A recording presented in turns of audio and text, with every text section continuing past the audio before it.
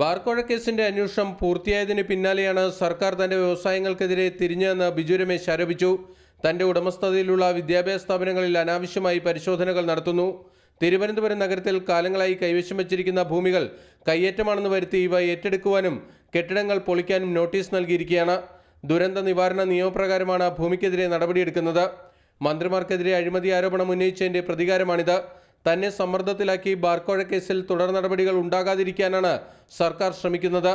ഇതിനെതിരെ കോടതിയെ സമീപിക്കുമെന്ന് കൊച്ചിയിൽ അഡ്വക്കേറ്റ് കെ രാംകുമാറുമായി ചർച്ച നടത്തിയ ശേഷം ബിജു രമേശ് പറഞ്ഞു. അപ്പോൾ നമ്മളെ ഏതെങ്കിലും രീതിയിൽ കംപ്രസ് ചെയ്ത് ഒരു സെറ്റിൽമെൻറ്റിലേക്ക് കൊണ്ടുവരാനുള്ള അതിൻ്റെ ഒരു ബാക്കിയുള്ളവരൊക്കെ മാറി നിന്നതിൻ്റെ കാര്യം ഇപ്പം കുറച്ചുകൂടെ വ്യക്തമാകുന്ന ഇതുകൊണ്ടാണ്.